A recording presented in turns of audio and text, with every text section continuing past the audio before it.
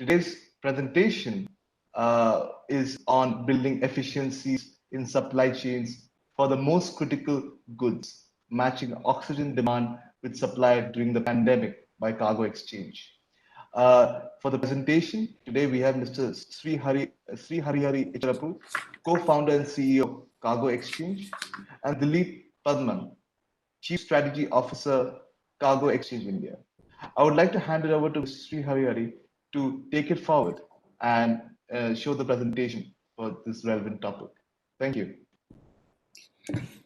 Thank you, Vinit. I'll just share my screen.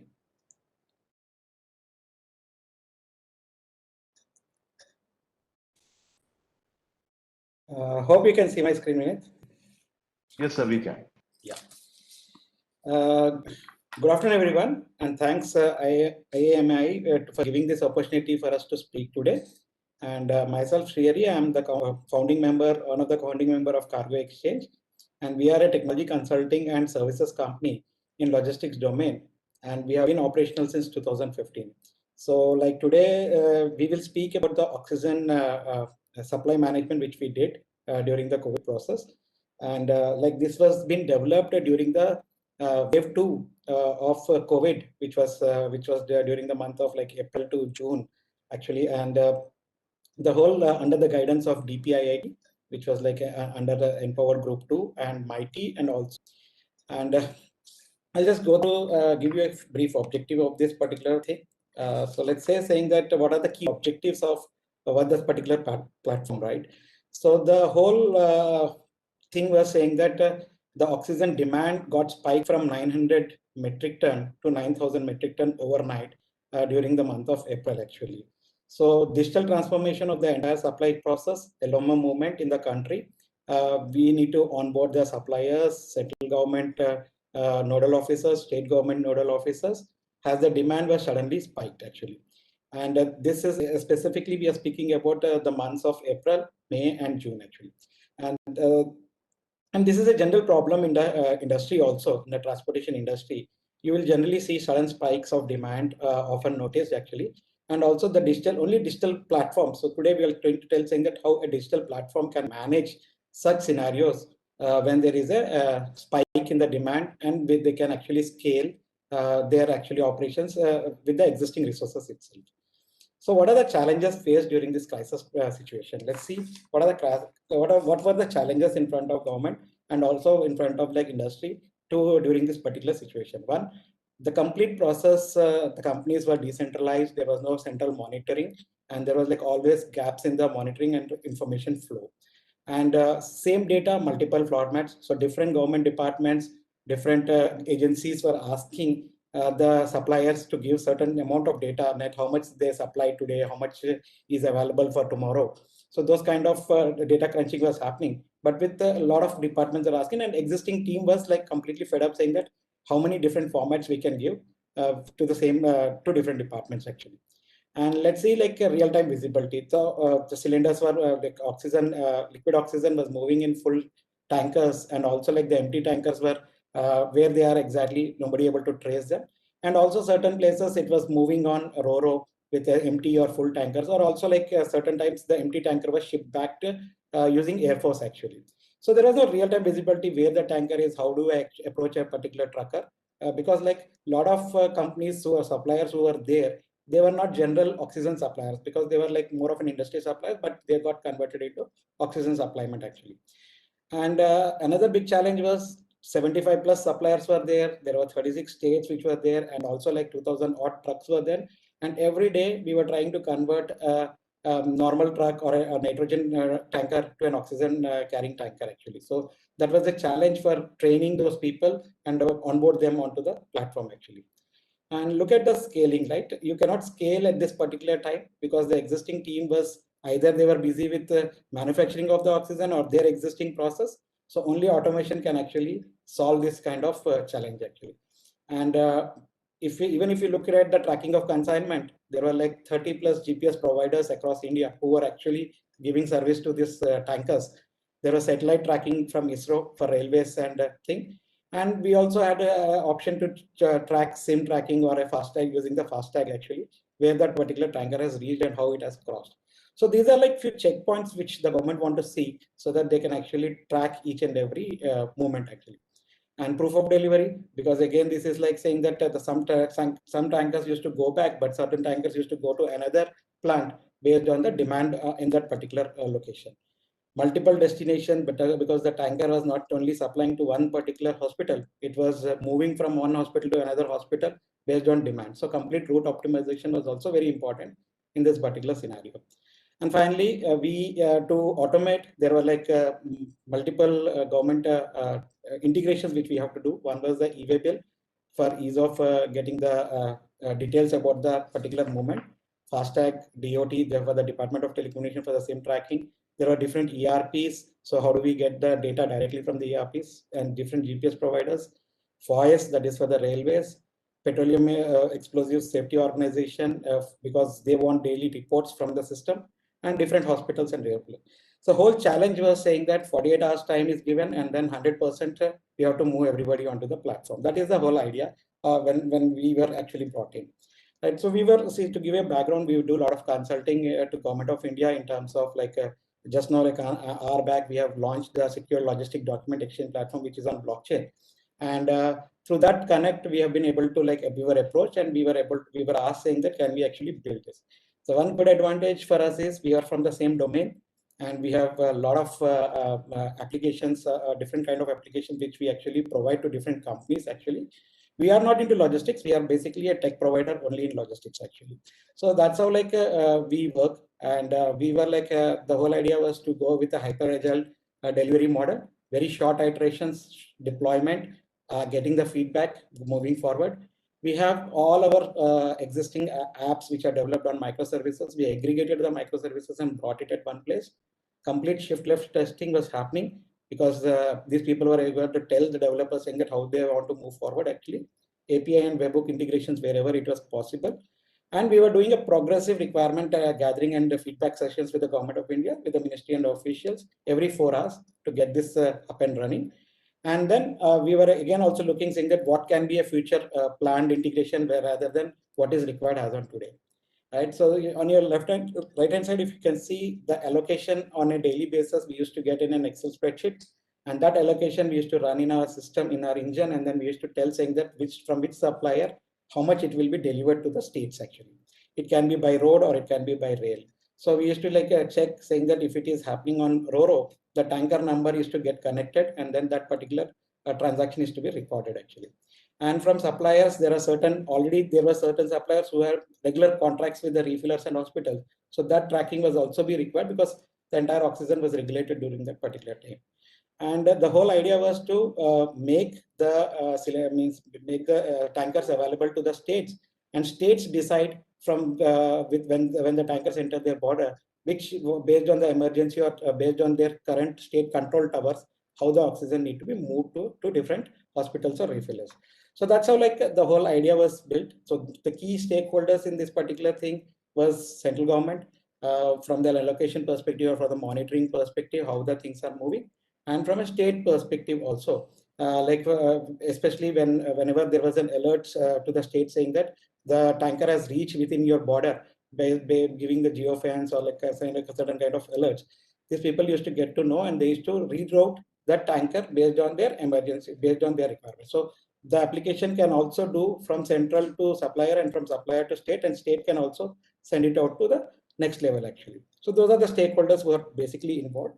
So if you look at it during the last 3 months, how much 3.5 lakhs metric ton of liquid oxygen got delivered. And I can tell one metric ton of liquid oxygen get converted into like 6,000 cylinders of gaseous oxygen actually. And that's the kind of movement was there. There were cylinders coming from outside India, that is like imported cylinders were coming, imported tankers were coming. There were tankers which are getting converted from nitrogen to oxygen. So all those things we have to account, and we have to run this particular platform. And overall 28,000 trips by road we have been tracked in this particular platform. Average we have taken saying that each tanker was able to do 10 trips a month. And we have seen 9,900 plus trips on RoRo, because these tankers were either put it on or the new containers which came as an imported tankers which came on, we can put it on rail, and we were able to track them on the RoRo trips. Around 6.7 lakh kilometers these tankers have traveled during this last 3 months. just to supply oxygen to different parts in the country actually. Average trip was around 12 metric ton load per trip, and it was taking 34 hours a trip to get completed. There is a huge problem because this tanker are highly inflammable and they need to take care. We have to find out saying that what speed that particular driver is running, and there are multiple drivers who need to give. And also we have done a complete thing with complete like a partnership with the on-road checking, saying that where the tanker is getting if a tanker is getting any problem, immediately they will get a road service from the particular specific repairing service center actually. And also 304 kilometers of average distance per trip the tanker has covered, and 37,000 metric ton which got moved by rail, and around 21 hours it was taking by rail also. So these are the kind of analytics we were giving to government, saying that either you should move this particular tanker by rail or by road, what is the priority, how it should move, where exactly thing. So it was launched on 1st of May, and almost like 100% of dispatch was captured by 5th of May actually. And the whole digital transformation success here happened only because there was a mandate. There was a disaster management act actually, and then the mandate came. So when the mandate came, right, so we were able to get GPS data. So we aggregated GPS data. We have a data stack platform. We have an OpenStack and track and trace platform where we pull the data into a data stack, and from where we convert it into a GPS aggregation actually.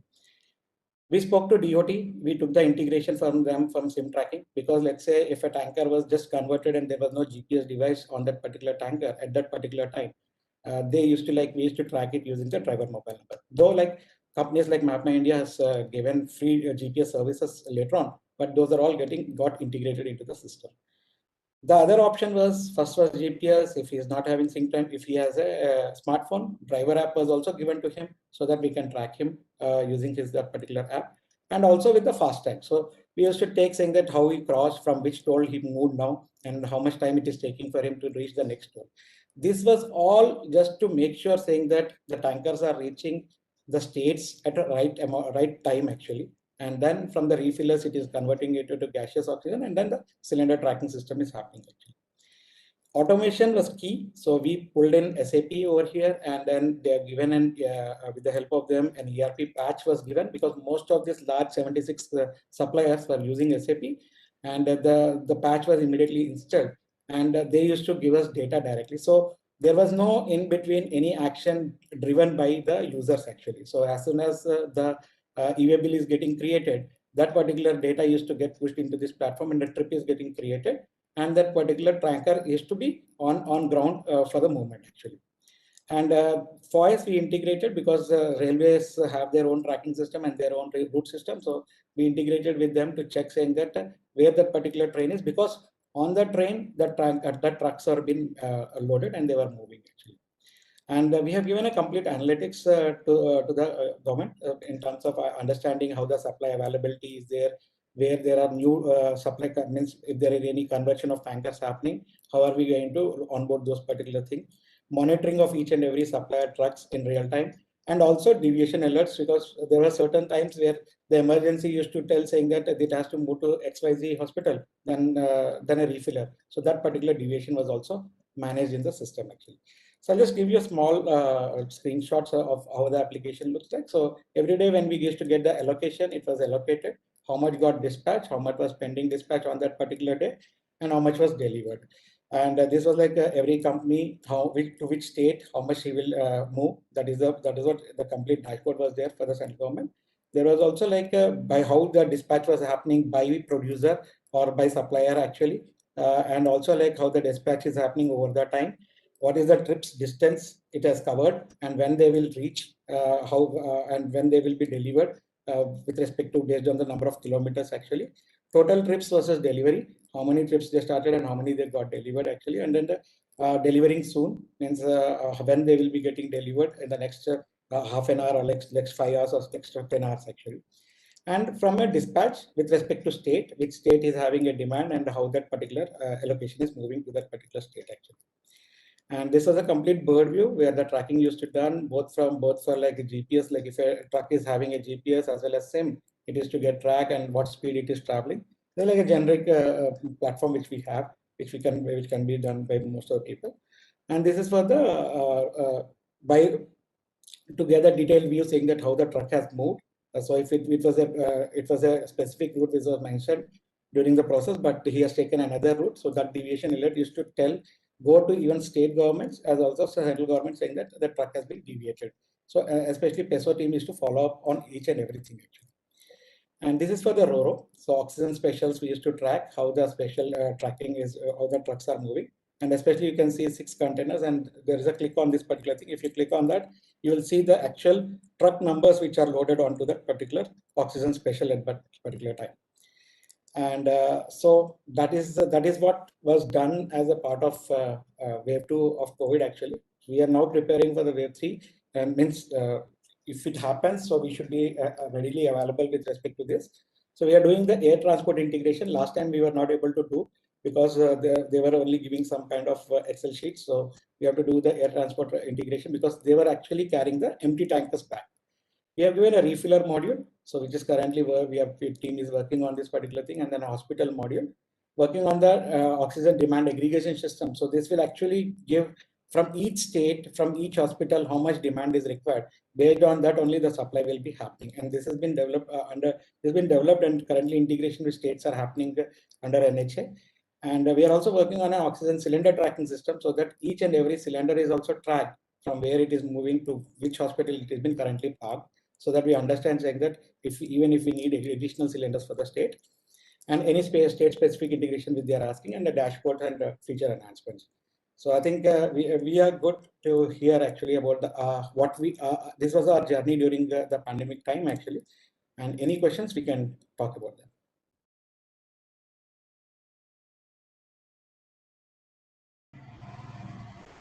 Maybe we can answer a few questions which is posted in the chat window. The very first question, I have already typed the response. It was about the preparedness for the third wave. So as I mentioned, yes, we are ready with multiple integrations. There is an oxygen demand aggregation system also developed by NHA, and we have already integrated with them. And there are other state level individual systems, and we are also integrating with them. So that way we are clear on the demand from all across the states. That is one aspect. And the other thing is we are strengthening our last mile tracking as well to ensure that the tracking is happening till we reach the hospital level. Hope I answered the very first question. And coming to your second question, what are the hiccups while utilizing industrial oxygen channels for healthcare purposes? So we work more from a supply standpoint, right? So whether the tanker is getting filled and tanker is getting tracked or tanker is moving, that was our more criteria. And about the conversion of this particular tankers from nitrogen to oxygen, we have taken care, but not like what was the specifically saying that how the oxygen was saturated from 80% to 90% for an industrial purpose to medical oxygen, that was taken care by the individual companies actually. Especially you see like steel manufacturing companies were also brought in, Reliance were also brought in. They generally use for industrial oxygen, but they converted their oxygen to the medical oxygen, and that was all certified. What were the reason behind the challenges in the last mile delivery of oxygen cylinder and scars? See, the reason is saying that especially whether the cylinder has where exactly the currently cylinders are. So especially states were also having a problem saying that whether the cylinder is at right location or the cylinder is been parked by somebody actually. So, so that is the reason for the third wave during the preparation we are doing saying that each and every cylinder should also be tracked.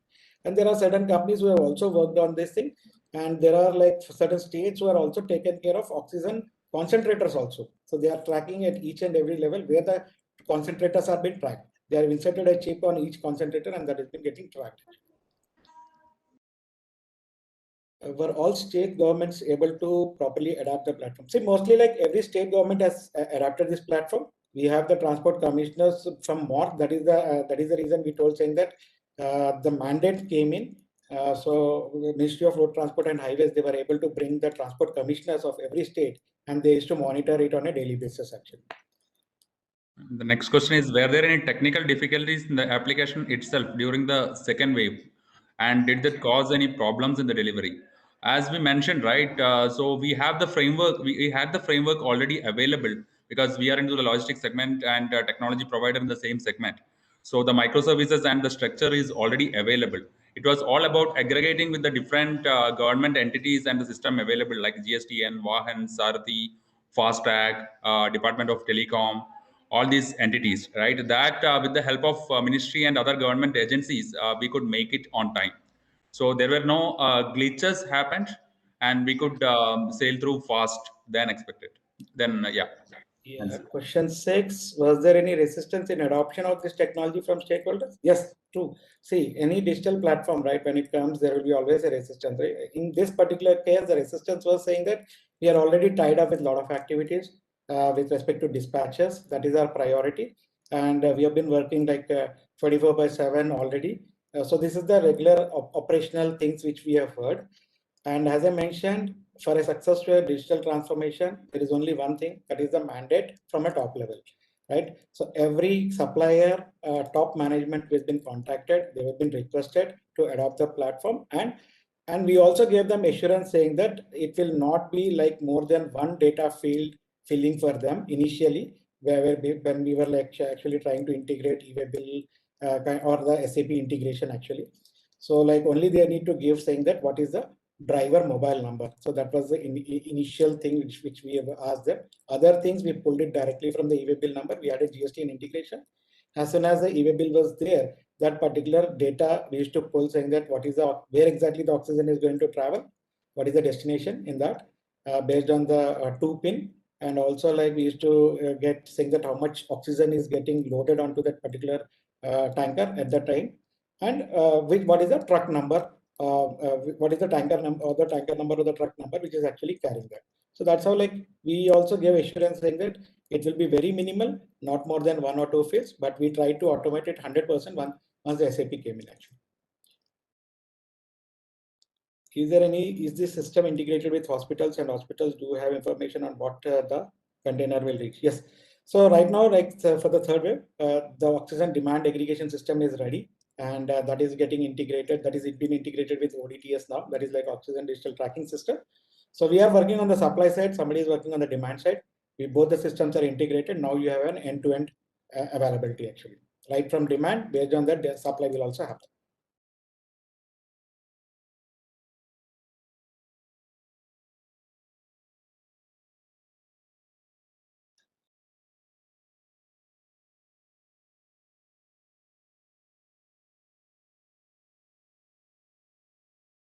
So I just want to tell you, can people-based aggregation takes place using the tech behind the application in which there is a system in which those volunteering to give oxygen cylinder concentrators and can get connected with hospital concentrator. Yeah, so that's the whole idea.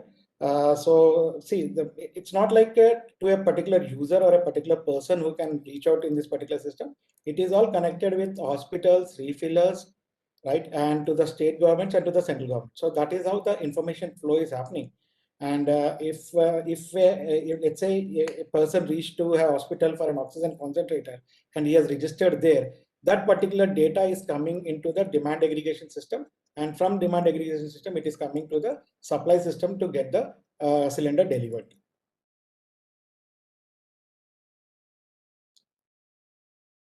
Definitely this can be used for supply of vaccines also. In fact, we have proposed a vaccine ledger also on a blockchain, so that we know saying that who is getting vaccinated and how they have been done. So, but this can be used.